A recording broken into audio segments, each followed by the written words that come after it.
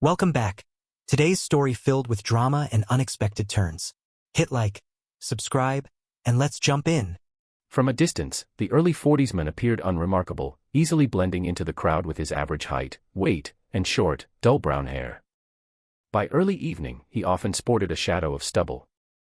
However, as one approached him, more distinct features became apparent. His loose-fitting clothes concealed the muscles honed by hours of daily, rigorous exercise. A small scar on his left cheek, accentuated by his tan, contributed to a slightly dangerous demeanor, suggesting he had encountered violence in his life. He lived a solitary existence in a small studio apartment, rarely engaging with others and dismissing any attempts at conversation. None of his neighbors would have known his name had it not been for the bold block letters on his mailbox: Ryan Turner. They didn't bother to learn anything more about him. Ryan worked for a facilities management company as a maintenance specialist, a politically correct title for a gardener. His job was structured around the seasons: mowing lawns, trimming hedges, and edging walkways in summer, raking leaves and preparing flower beds in autumn, plowing snow and maintaining equipment in winter, and planting flowers in spring. It was a role that allowed him to avoid interaction with people. Every Friday morning, his boss, Patrick Smith, called him into the office to outline the week's work. On this particular Friday, Ryan took his usual seat, silently looking down as he listened and occasionally nodded to show understanding. Although Patrick was accustomed to Ryan's behavior, he found it frustrating, likening it to speaking to a wall. Yet, he preferred it over the rare occasions when Ryan made eye contact. As Patrick brought up the last point of the meeting, he mentioned an email from Human Resources stating that Ryan hadn't designated a beneficiary for his insurance. Ryan nodded, aware of his lack of a beneficiary, and waited to be dismissed. Not convinced by the brief nod, Patrick insisted, "You need to take care of that." When Ryan finally lifted his gaze to meet Patrick's, the boss was unsettled by the man's flat, lifeless expression. Looking away, Patrick reiterated, "I'm serious. You need to go to HR and handle it." Assuming the discussion was over, Ryan rose and left the office to start mowing the lawn. Patrick called after him, "Do it before you mow the lawn." Settling back into his chair, Patrick listened to the rattle of the maintenance bay door opening, followed by the roar of the mower starting. He realized he had been brushed off and muttered, "Two can play that game." After making a phone call, he stepped over to the bay door to watch Ryan drive away. Behind him, he heard two of his other employees discussing weekend sports. They should have already left for their first task, but after dealing with Ryan, Patrick appreciated the sounds of normalcy too much to interrupt. For 10 minutes, he observed Ryan mowing the expansive front lawn of the facilities management company's 22-acre property. The lawn alone spanned 10 acres of well-maintained grass, with a small hill displaying the company's name in stone facing the main road. A 2-lane drive meandered through the property, leading to large employee parking lots on either side of the building and a smaller visitor's lot at the front. Typically, a property of this size would require multiple groundskeepers, but Ryan managed it alone, working steadily throughout the day. He took the required breaks but rarely paused otherwise, sipping water from his ever-present bottle while riding the mower. Though Patrick wasn't fond of Ryan, he had to admit the man was a diligent worker. During lunch, Patrick carried his tray to a table near the window overlooking the outdoor picnic area behind the office. He watched Ryan take his usual seat at an isolated picnic table. While other tables were filled with smokers and sunseekers engaging in typical lunchtime chatter, Ryan sat where he could observe others without having to directly face them. No one even glanced in his direction. It was as if a wall existed between him and everyone else. He reached into his brown paper bag and removed a sandwich, a small bag of chips, a piece of fruit, and a small bottle of soda. He ate the contents mechanically, without demonstrating even the embarrassed pleasure from taking his meal. A light gray tabby cat that had incorporated the picnic area into its territory appeared from the edge of the hedges that lined the side of the building. It slowly padded its way over to the picnic area, pausing occasionally to check for any potential threats. The cat changed course to arrive beside Ryan. It sat 6 paces from Ryan's table at an angle to the early 40s man. Without once looking at the cat, Ryan never glanced in its direction. Despite the man's apparent disinterest in the feline, Patrick watched him pull some of the lunch meat out of his sandwich and toss it to the ground in front of the cat. The cat, without looking in Ryan's direction, grabbed the meat and retreated to an isolated area. Patrick had seen the man feed the cat in the past but didn't know what to make of Ryan's actions. Shaking his head, Patrick turned to his tray and started to eat. Daniel Green sat down at the table across from him. Daniel said, "I've assigned Claire Martin to meet with Ryan." "Lucky her." Patrick said with a snort, "She's fairly attractive in a non-threatening way. Maybe she'll get through to him." Daniel said, "I doubt it." After looking around to make sure that he wasn't overheard, Patrick said, "Is he still one of the Walking Dead?" "The man is a zombie," Daniel answered. "That's not our problem to solve," Patrick said. "I know. You just don't have to deal with him every day," Daniel said.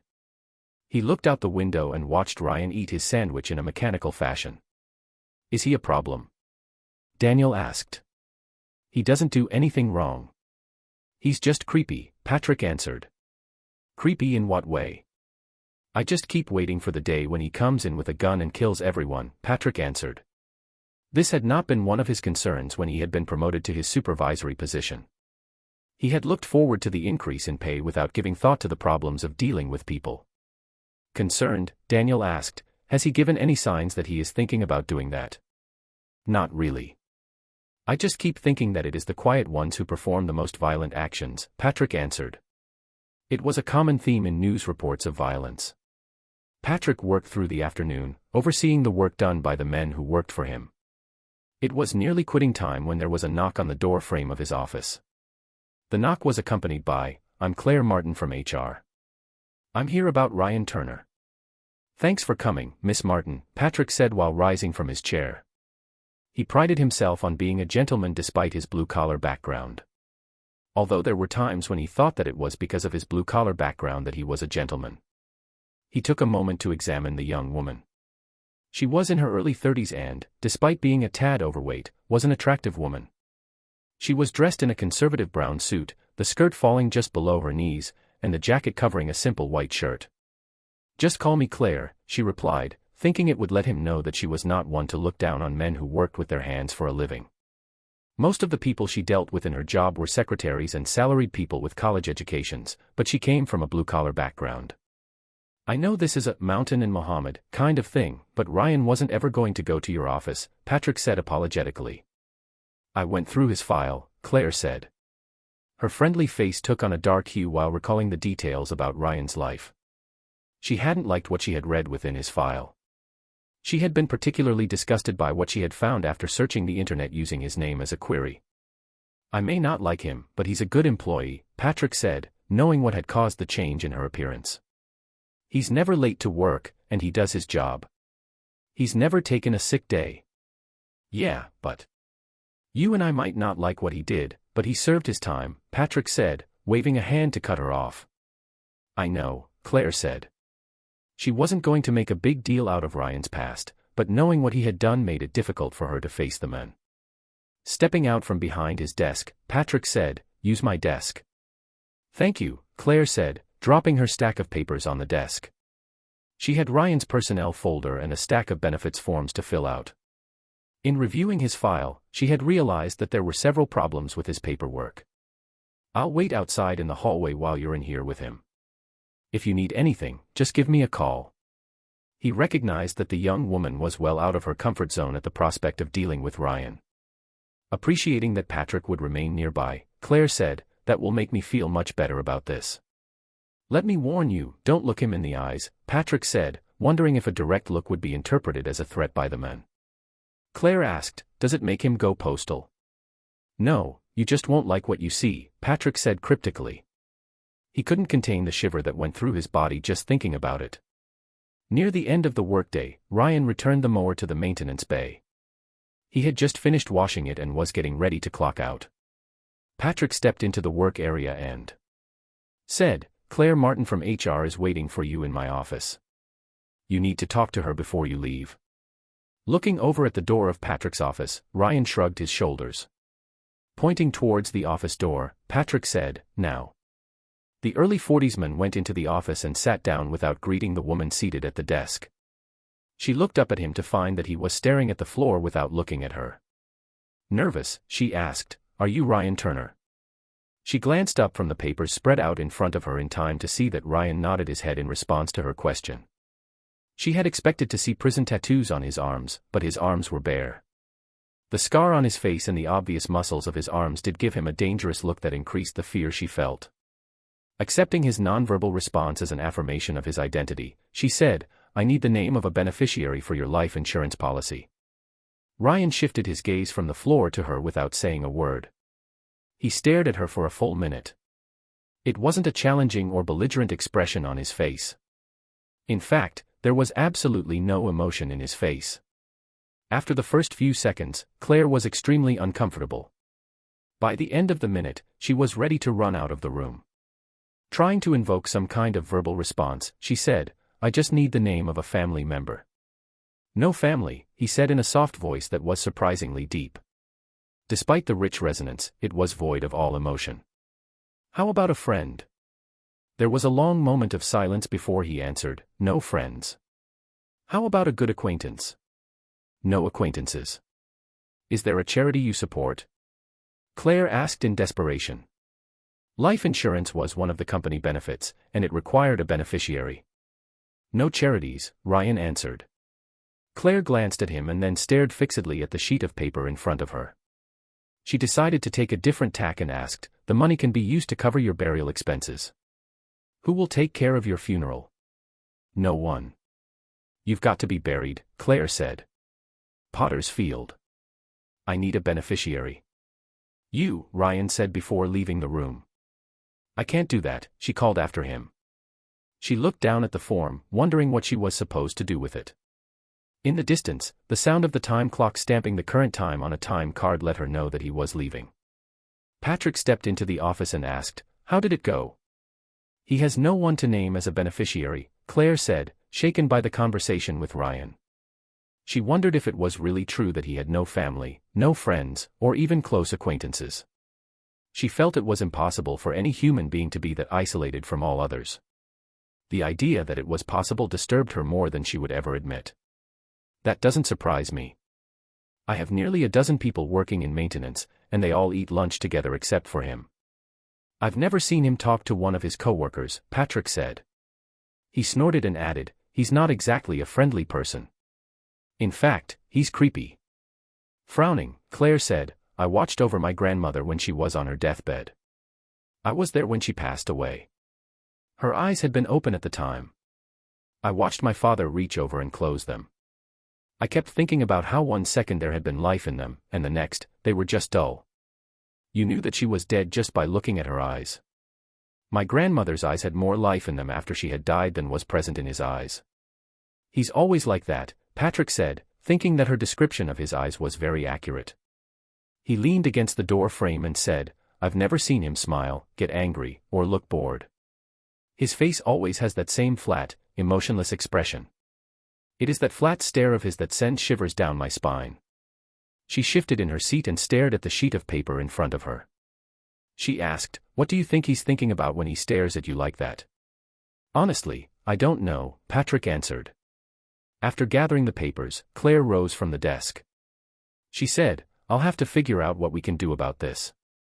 I don't think we've ever had anyone who rejected the life insurance benefit before."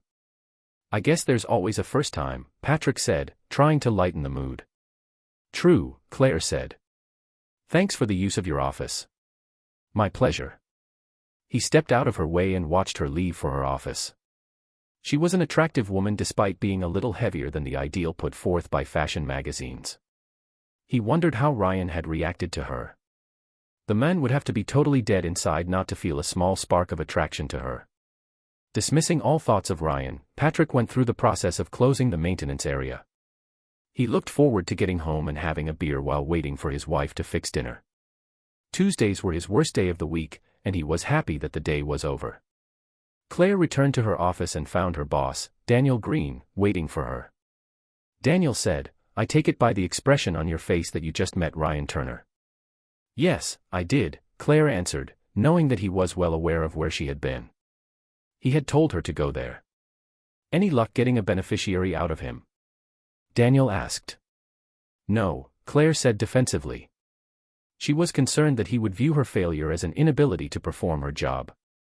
Recognizing her defensiveness for what it was, Daniel said, "I didn't think you'd have any luck. You're the fourth person I've sent to him. I do it every year." Don't take it personally. Why did you send me down there? Claire asked. Shrugging his shoulders, Daniel answered, people's lives change over time. Maybe the next time we ask him, he will have a beneficiary. I don't think his situation will change, Claire replied. Daniel asked, why do you say that? No woman would willingly spend 2 seconds with him, Claire answered. 100 different ideas of what he had been thinking while staring at her had passed through her mind since leaving the office where she had met with Ryan. Few of those ideas made her feel comfortable. She was fairly confident that she would have nightmares that night. Daniel made a dismissive gesture with a hand. He said, there are a lot of desperate, lonely women out there who will overlook a lot of things just to have a person in their lives. I disagree, Claire said. Considering his past, no woman would ever give him a second thought. Daniel shook his head, thinking that he had seen things happen that were far less likely. Changing the subject, he said, Ana Garcia has made an appointment for you first thing tomorrow morning. She's going through a divorce and needs to make some changes in her benefits. That shouldn't take long, Claire said. With over 1,500 employees at that location, it seemed to her that someone was always going through the divorce process. From her perspective, it was just a matter of filling out a few forms. The only problem was dealing with the emotions that they demonstrated. Make sure that you have a box of tissues on your desk, Daniel said before heading to his office. Claire watched him leave with a frown on her face. The comment about tissues usually meant that people were going through a very messy divorce. She muttered, I wonder who was cheating on whom. Reaching her office, she looked out the window at the parking lot. Cars were lined up to get out of the parking lot. It took half an hour for the building to empty out and the cars to vacate the parking lot. More often than not, she was one of the last people to leave the building. Not wanting to be reminded of the afternoon's activities, the next day, she picked up Ryan's file, sighed, and put it in the filing cabinet before shutting the drawer. She muttered, what kind of man can kill his wife and 2 kids in cold blood? The white pickup truck turned into the parking lot of a rundown apartment complex. At one time, the complex had been filled with singles starting out in their careers and young couples starting families. Since then, it had become home to low-income families, with a quarter of the occupants on government assistance. The poverty was painfully obvious, and one could not look at the complex without feeling depressed. The 3 buildings that lined the large central parking lot were over 40 years old and showed every day of their age. The battleship gray paint was faded from exposure to the elements. Many of the buildings' windows were missing screens or had screens that were torn. The lawn, filled with weeds and bare patches, needed mowing. Battered toys and bicycles were scattered in front of apartment doors. A few apartments had worn-out chairs set up on the small porches or balconies. Ryan turned his truck into the parking spot in front of his studio apartment. Once parked, he stepped out of his truck and made his way towards the mailbox stand in front of the apartment complex office. A tricycle that was missing a rear wheel was lying on its side in the middle of the sidewalk. The absent wheel was a couple of feet away in the parking lot. He stepped around the obstacle without giving it a glance. The cries of a child echoed out from an open apartment door. He opened the door to his mailbox, ignoring the message "Loser" spray-painted in black paint across the bank of mailbox doors. He removed the half-dozen envelopes before closing the door. Without looking through the mail, he headed to his apartment door. A young woman wearing a tube top and shorts was standing by the tricycle with a young boy, pointing at the broken toy. Her belly hung over her tight shorts in a substantial roll of fat. Her dirty blonde hair framed a face marred by a black eye that had turned yellow. Her days as someone's high school sweetheart were far in the past and a distant memory for all of those involved. The woman noticed Ryan approaching and grabbed the hand of the young boy before rushing to the door of her apartment. The boy had protested until seeing Ryan, and then beat his mother to the door. The door slammed closed behind them. Ryan walked past, staring at the ground 10 feet in front of him. He turned up the walkway to his apartment. The small porch was empty, and there was nothing to indicate that anyone lived in the apartment. He went inside, closing and locking the door behind him. He went to the kitchen table and sorted through the mail. The advertisements and offers for credit cards went into a small trash can by the table. He opened the electric bill and examined the amount owed on it. Taking a seat, he reached for the checkbook and opened it to the first blank check. Double-checking the amount due, he wrote a check for the amount of the bill. After tearing the check out of the checkbook, he he turned to the registry and recorded the check. The balance remaining in his checkbook was over $460,000. He stuffed the check and the bill into the return envelope. After sealing it, he set it aside to take out to the mailbox in the morning. Opening the freezer door, he removed a TV dinner without looking to see what it was. Turning it over to the back, he read the directions. Following the directions, he popped the TV dinner in the microwave.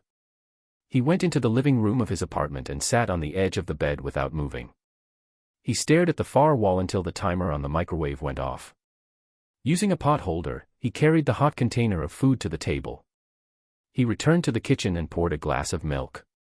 Picking up a fork and knife, he carried his glass out to the table. He sat and ate his meal, moving mechanically. He shoveled the food from the plastic container to his mouth, pausing occasionally to take a sip of his milk. It took him less time to consume the meal than it had to heat it in the microwave. Ryan rose from the table upon swallowing the last of his milk. It took him a minute to clear off the table, throw away the trash, wash the dishes, and clean up the kitchen. He left the room spotless and returned to the bed. He sat down and stared at the wall for the next 2 hours without moving. When it got too dark to see the wall across the room, Ryan reached over and turned on the light. The bare light bulb cast harsh shadows around the room. He rose from the bed, stripped to his underwear, and began his nighttime regimen of 100 push-ups, sit-ups, deep knee bends, toe touches, and other exercises. He finished by running in place for 30 minutes. After picking up his clothes, he stripped and took a shower. He washed with a simple bar of soap, using it on his hair as well as the rest of his body. It didn't take long for him to get clean and dry. He went to the kitchen table and picked up a pen and notebook. He spent 2 minutes writing in the notebook before closing it and going to bed. He turned off the light and went to sleep. The seasons turned, and autumn finally came with cooler temperatures, trees changing colors, and shorter days. It was a brisk early evening when Ana Garcia left the office building with her friend, Rachel. The pair of women headed toward the parking lot. While they walked, Rachel asked, "Did you get the restraining order?" "Yes," Ana answered in a tired voice. The past few months had aged her 10 years. "That's good," Rachel said. She paused to light a cigarette while wondering if Ana would like to go to one of the local clubs for happy hour. "It'll just piss him off," Ana said. She hoped that the restraining order worked, but she didn't have faith in the system. The order to keep her ex-husband away only helped after he violated it. She was terrified that it would be too late by then. Rachel exhaled a cloud of smoke and then said, "Honey, you'll get through this. Why don't you go with me to Crimson Crown Bar tonight?" "I wouldn't be good company," Ana said. "You need to get laid." "That'll get your mind off your pending divorce from that a-hole," Rachel said. Her answer to all problems was to engage in no-strings-attached sex. It might not solve Ana's problem, but she was usually a whole lot less stressed after a good time in bed with a well-endowed man. The friendly exchange came to an abrupt end when Ana reached her car. Her ex-husband, Nathan, stood up from behind another car, waving a pistol in her general direction. She screamed upon seeing the gun in his hand. All of her worst fears were coming true. In a slurred voice, he said, "You liar, telling everyone that I'm violent. I'll show you violent." Rachel took one look at the huge man standing in front of Ana. He looked small compared to the gun in his hand. If asked, she would have described it as being a cannon. She turned and ran away from the scene, shouting, "He's got a gun." Standing a dozen cars away, Claire Martin had just finished searching through her purse for her car keys when she heard a woman scream. Startled, she dropped her key ring. Looking up, she saw a woman running in her direction, shouting, "He's got a gun." "Oh no, Ryan Turner has finally snapped," Claire swore under her breath. Despite the passage of several months since meeting him, she couldn't forget looking into those dead eyes of his. He had become the boogeyman in her nightmares. She ducked behind her car and tried to look small while searching frantically for her keys. Ryan walked out to the parking lot, having finished a long day of work. As usual, he walked along staring at the ground 10 feet in front of him. He stopped when a woman screamed. Looking up, he heard another woman shout, "He's got a gun." From a distance of less than 20 feet, Ryan saw a large man strike a woman with the back of his left hand while waving a pistol in his right. The woman staggered back, an expression of terror on her face. One of her hands went to the side of her face where she had been struck, and her other hand was outstretched as if she could hold the men away from her. She kept backing away on legs that barely responded to her brain's commands. Taking a step forward, the men shouted, "I should kill you." Ryan, who had been standing by his car, dialed 911 on his cell phone.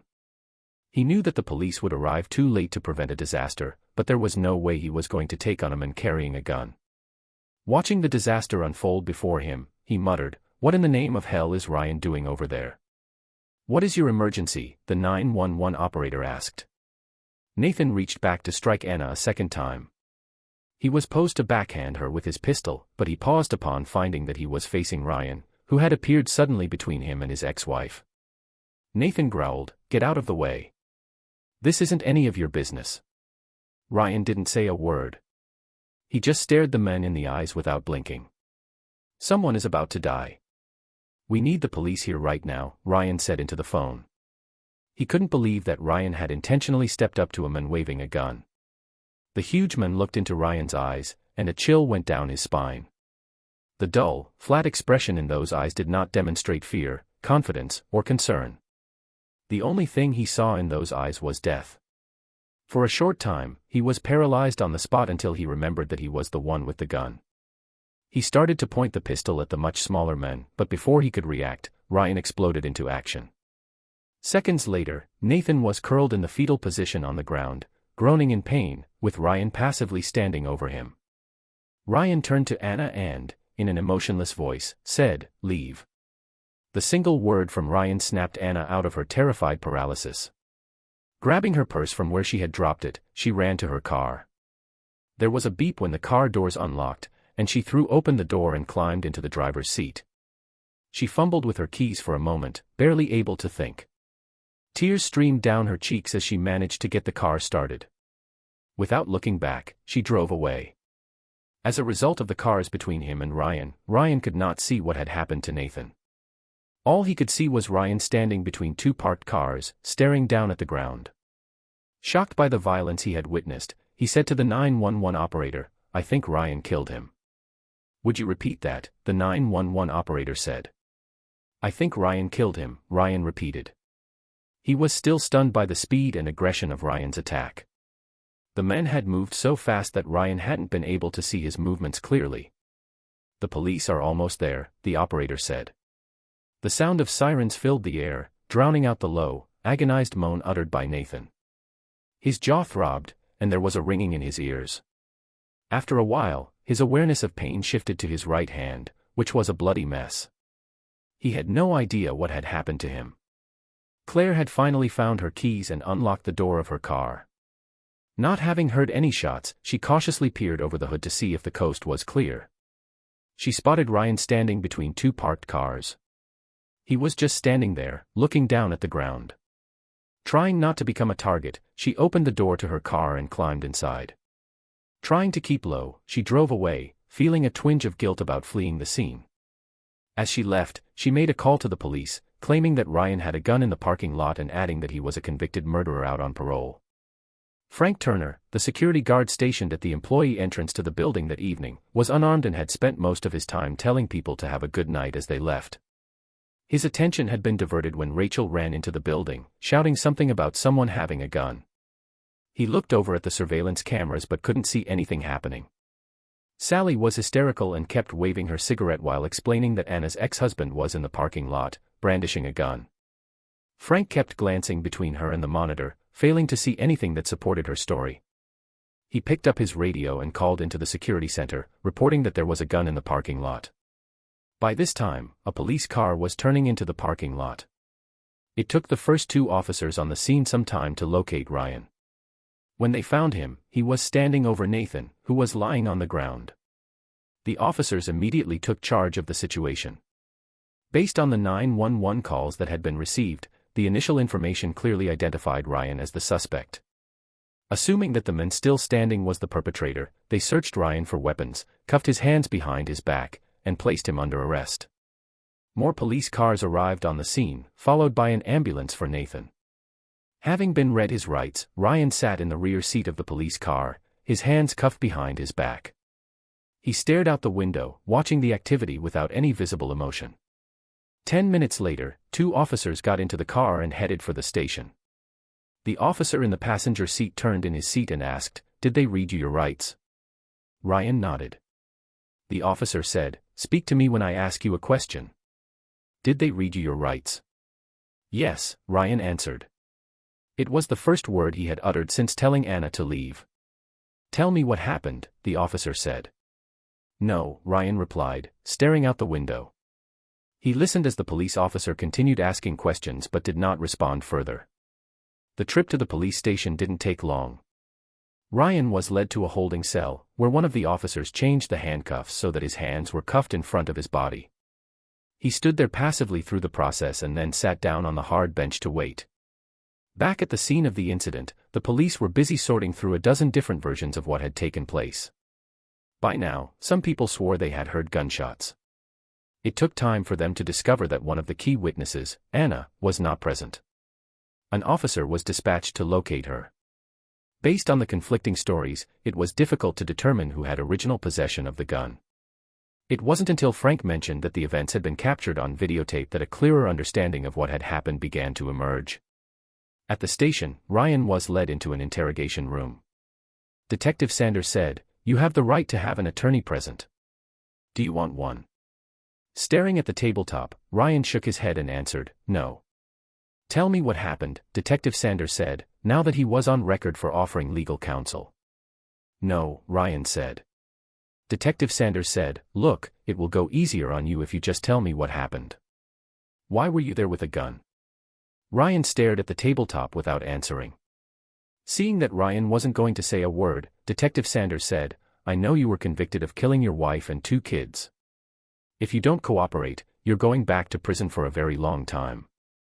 Lifting his head, Ryan stared at the detective.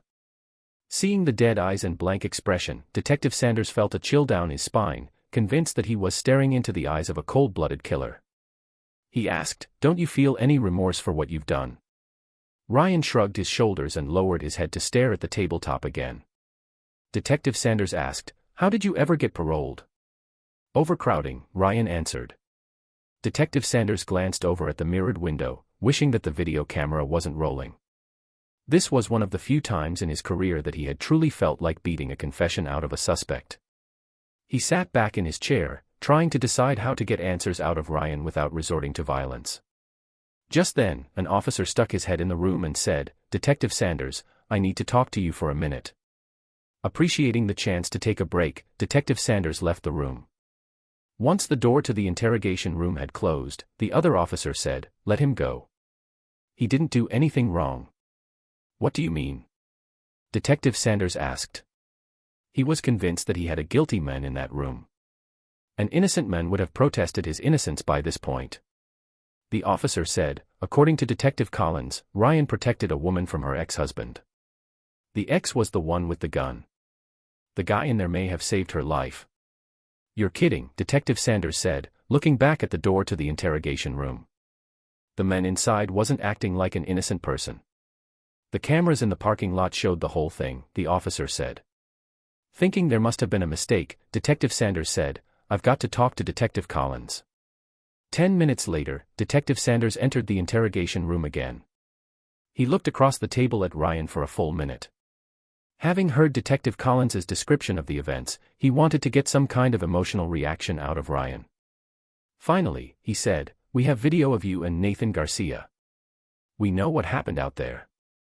Do you have anything to say in your defense?" Ryan shrugged his shoulders and continued to stare at the tabletop. Unable to understand Ryan's behavior, Detective Sanders said, "The video shows that you protected the woman from her ex-husband. You may have saved her life."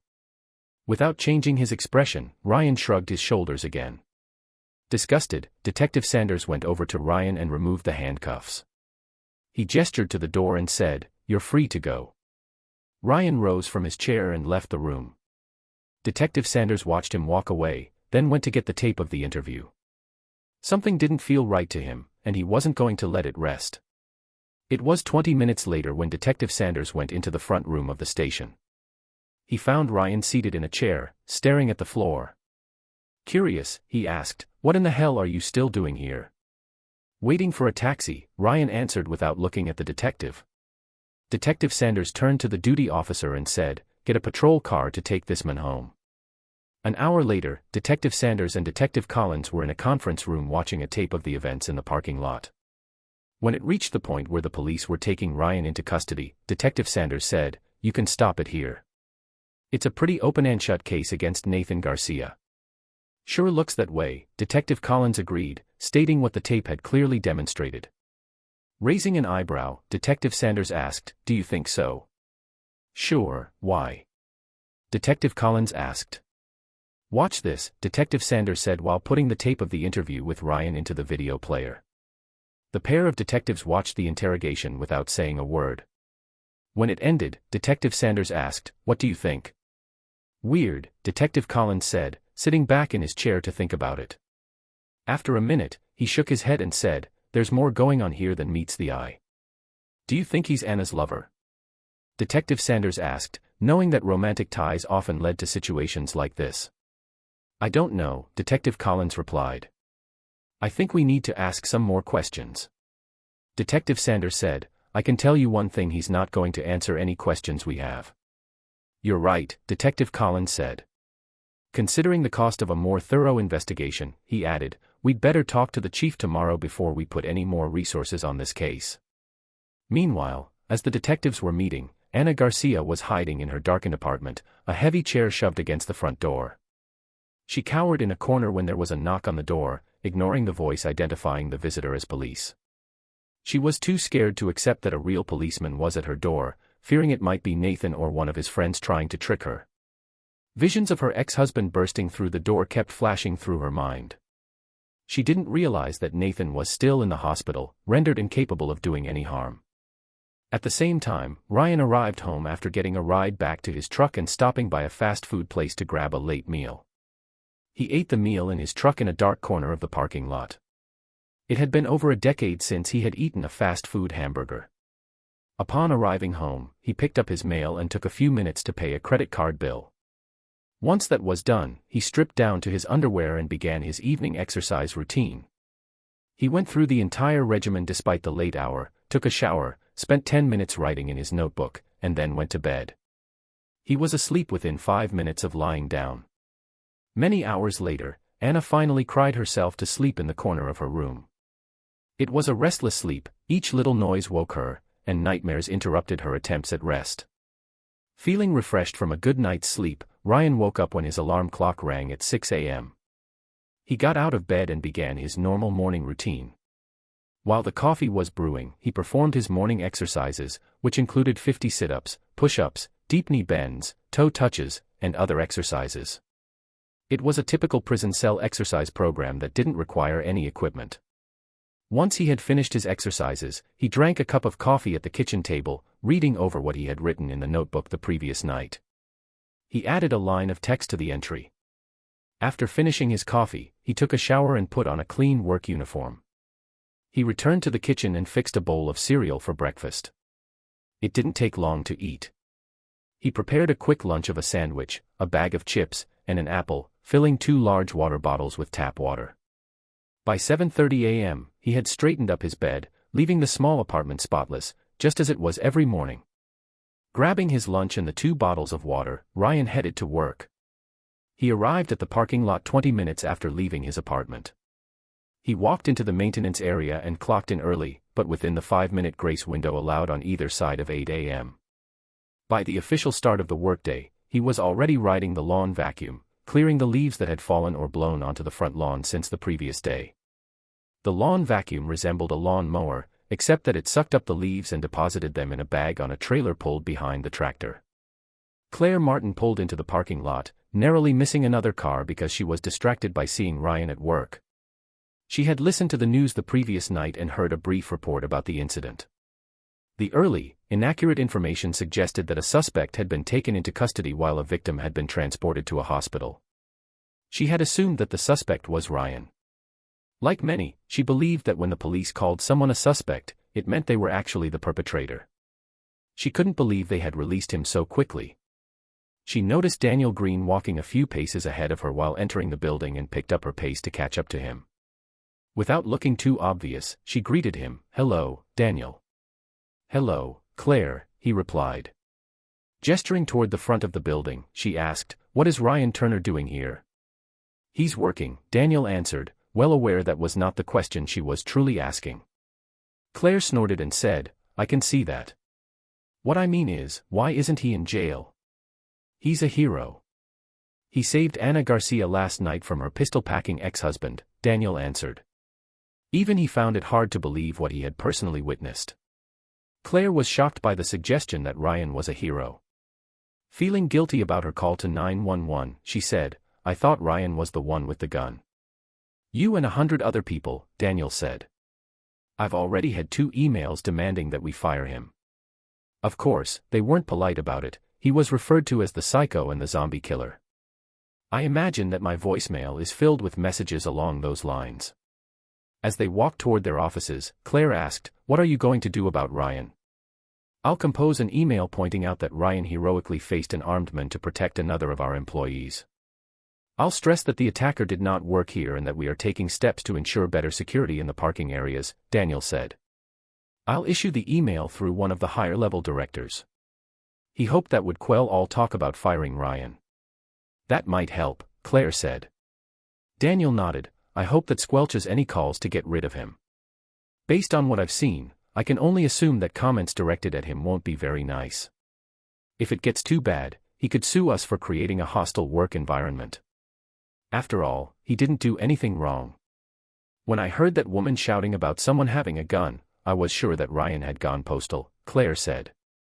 She hadn't slept well the previous night, thinking about how close she had come to being in danger. Having seen Ryan in action, Daniel hoped that the man never lost it. He feared that if Ryan did snap, no one would survive.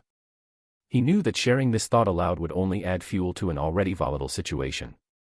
The situation in the maintenance area was becoming tense and nearly unmanageable.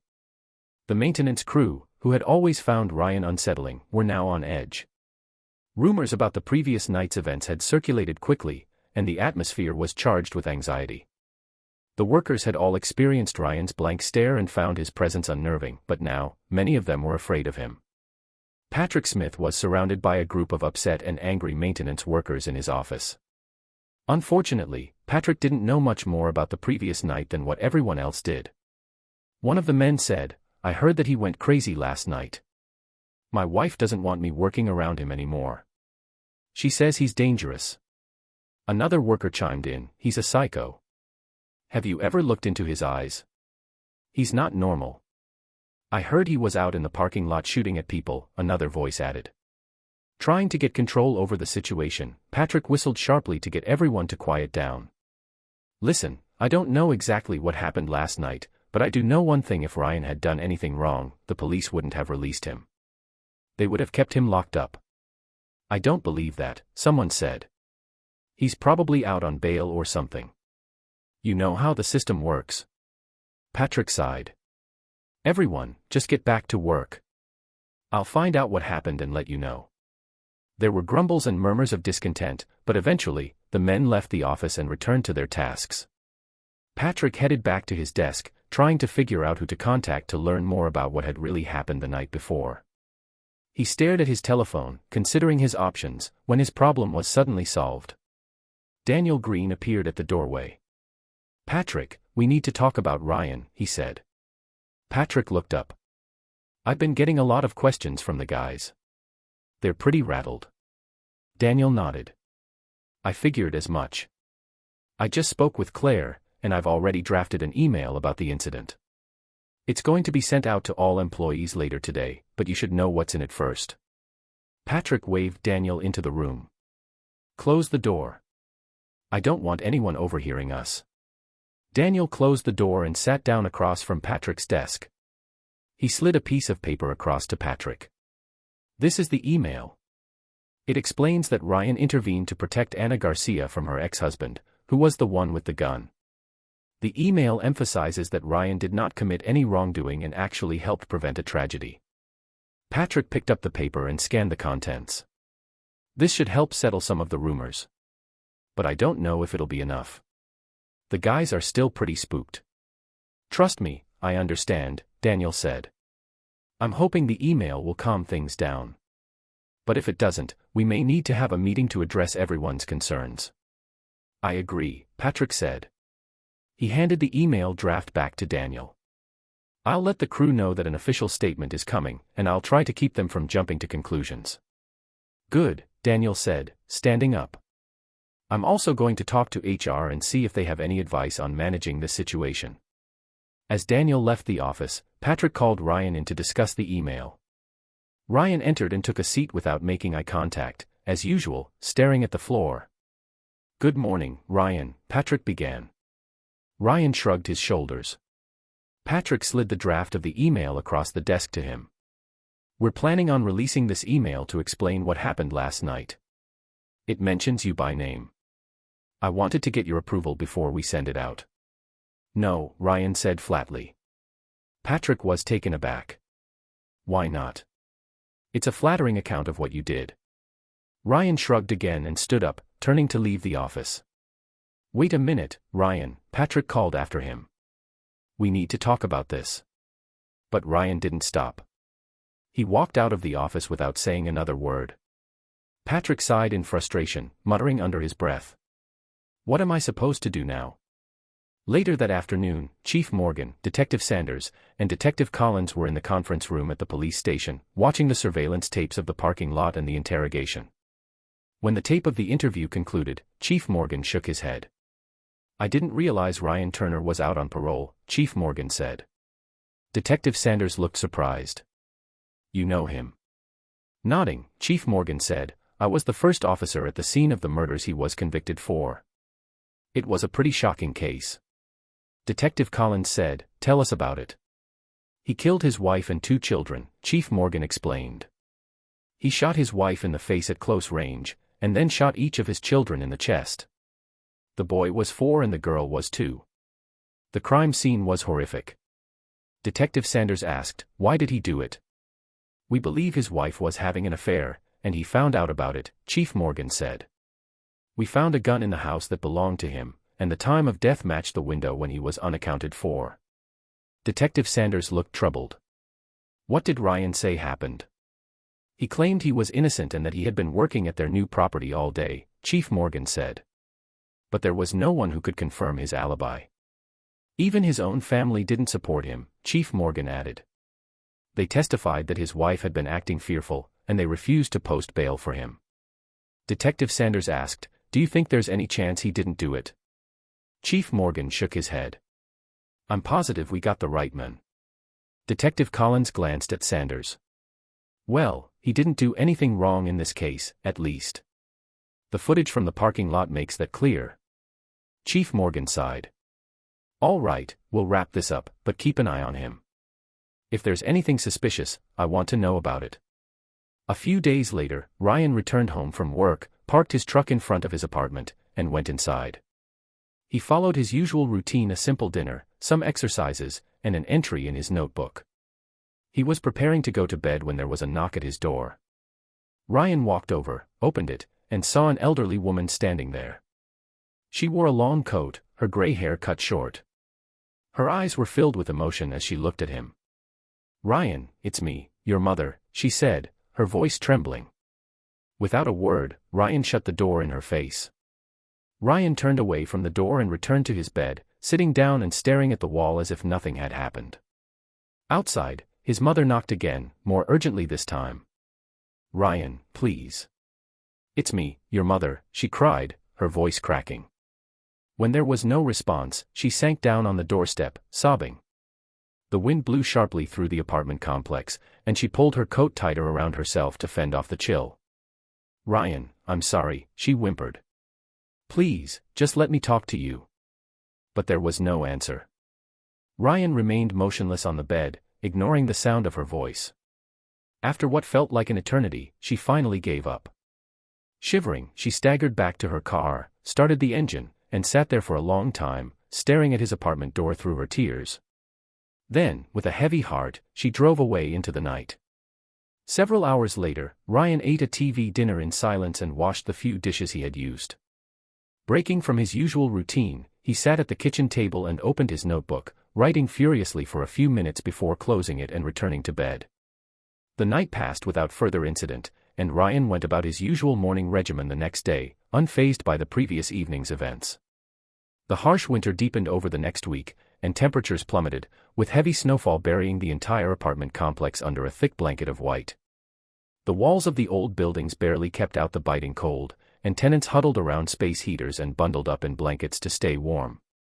In one of the apartments, a woman with dirty blonde hair was preparing for a special evening. Her young son sat in the living room, watching cartoons on TV. She took a shower, hoping that tonight's date with her boyfriend would lead to something more serious. She was exhausted from raising a child on her own and longed for a more stable relationship. The little boy wandered over to the space heater after his mother went to the bathroom. His favorite stuffed toy, a small bear, was cold to the touch, so he placed it on top of the heater, hoping to warm it up. He made several trips to his bedroom, bringing other toys and piling them on the heater as well. On his final trip upstairs, he found an old toy truck that he hadn't played with in a while. He sat on the floor, pushing the truck back and forth, his attention completely absorbed. His mother emerged from the bathroom, dressed in a slinky black dress and feeling confident about her appearance. She was applying lipstick when the faint odor of something burning reached her nose. Alarmed, she rushed out of her bedroom and froze when she saw dark smoke seeping up the stairs. Panic set in as she realized the downstairs was filling with thick smoke. "Oh my God, the heater," she thought. "Baby," she screamed, rushing down the stairs, where the smoke grew thicker with each step. She could barely see, but she knew she had to find her son. As she reached the bottom, flames were already licking up the walls. Her legs burned from the heat, but she frantically pushed forward, coughing as she inhaled the acrid air. She stumbled outside, hoping to find her son had somehow escaped on his own, but he was nowhere to be seen. Meanwhile, Ryan, who had been lying on his bed, was roused by cries of fire, coming from outside his apartment. He quickly pulled on a coat and went outside.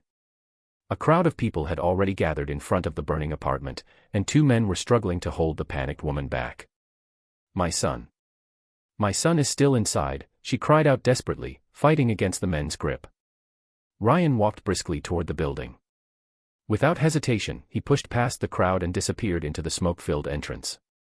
The blaze had spread quickly, and the heat was intense. It was almost impossible to see or breathe, but Ryan moved methodically, searching for any sign of the child. Minutes later, the front window of the second floor shattered outward, and a small figure flew out into the snowbank below. The little boy landed safely, cushioned by the snow. He was crying but otherwise unharmed. The crowd gasped in relief, and a few people rushed over to pull the boy from the snow. But Ryan had not come out. The flames raged on, devouring everything in their path. Firefighters arrived just as the building's roof began to cave in. It took hours to get the fire under control. The following morning, as the firefighters sifted through the charred ruins, they discovered what was left of Ryan Turner. His body had been found near the boy's room, where he had evidently tried to shield himself from the worst of the flames. The manager of the apartment complex stood next to Detective Sanders outside Ryan's apartment later that day, fumbling with his keys. "It's the damnedest thing," the manager said. "He just walked into that fire like it was nothing. And then, next thing we knew, he threw the kid out the window. But he never made it out himself." Detective Sanders frowned, looking at the fire-damaged end of the building.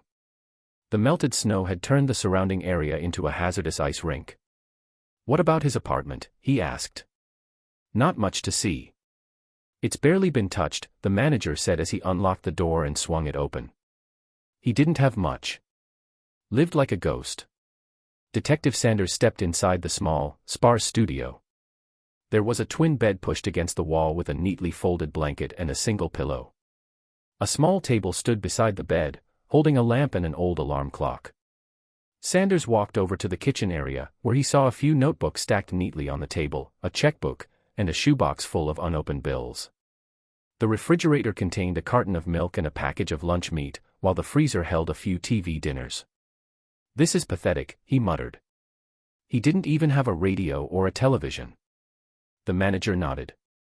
"He didn't talk to anyone, either." Detective Sanders walked over to the closet and pulled it open, revealing a small selection of clothes, some work uniforms, a few shirts, and pairs of jeans. The shelf above held only socks and underwear. "Did he ever have any visitors?" he asked. Not that I know of, the manager replied. The only thing I ever saw him do besides work was feed that stray cat out by the picnic area. Detective Sanders turned his attention to the notebooks on the table, flipping one open to the last page. The writing was brief and difficult to read. He scanned the final entry. I thought the fire would finally finish me. It didn't. Sanders put the notebook back on the table. There was nothing more to find. Ryan Turner had lived a life of profound isolation, and his death seemed fittingly lonely. Still, the men had shown an unexpected act of bravery. The mystery of who Ryan really was, and what he had been seeking, if anything, would remain unsolved. But that evening, an elderly woman with tear-streaked cheeks entered the apartment complex manager's office. It was Ryan's mother. "I'm here to collect his belongings," she said quietly. As she waited, she glanced over at the notebooks and picked them up, holding them close to her chest. She needed to know what was in them. For Ryan Turner, his story ended in the flames, but for his mother, the search for answers was just beginning. Ryan's mother, Elaine Turner, sat in her car outside the apartment complex, clutching the stack of notebooks as if they were the last pieces of her son she could hold onto. The manager had handed them to her with a look of pity, but also of curiosity, as if he wondered whether she might find some explanation for her son's isolated life and tragic end in those pages. Elaine wasn't sure if she wanted answers or if she even deserved them, but she knew she had to try. Back at her small home, she sat down at the kitchen table and opened the first notebook. The pages were filled with short, almost cryptic entries, written in a tight, angular script. The earliest entries dated back to when Ryan was still in prison. Most of the writing seemed like an exercise in documenting the minutiae of daily life, repetitions of his exercise routine, the weather, the bland meals he consumed, and occasionally a reference to other inmates or guards, though never by name. There was no mention of emotions, no reflection on his past, and no clues about what might have driven him to such isolation. Elaine flipped through several more pages and found an entry dated just after his release. "I thought the outside world would feel different, but it's the same. Nothing has changed except the calendar." The tone remained flat, as if he were merely recording facts rather than processing thoughts. Elaine's eyes filled with tears as she read on. It was as if her son had lost the ability to feel, or had intentionally severed himself from it. Elaine moved on to the next notebook, hoping it might reveal more. She found a sequence of entries documenting the same repetitive routine: work, exercise, and short observations about the people at his job. Some entries mentioned his co-workers, though only in the briefest terms. Patrick said something about Monday being the hardest day of the week. "I don't see the difference. Claire came to the office today. She was afraid. I could hear it in her voice." Elaine's hands trembled as she continued to flip through the pages. She felt a growing sense of dread that she wouldn't find what she was looking for, anything that suggested he was more than just a hollow shell. Then, about halfway through the second notebook, she came across an entry that stopped her cold. It was dated roughly 6 months before his death. "Received another letter from my mother. Didn't open it. She wants forgiveness I can't give. What is there to forgive when there is nothing left?" Elaine's heart clenched, and she realized that all the letters she had sent had been futile.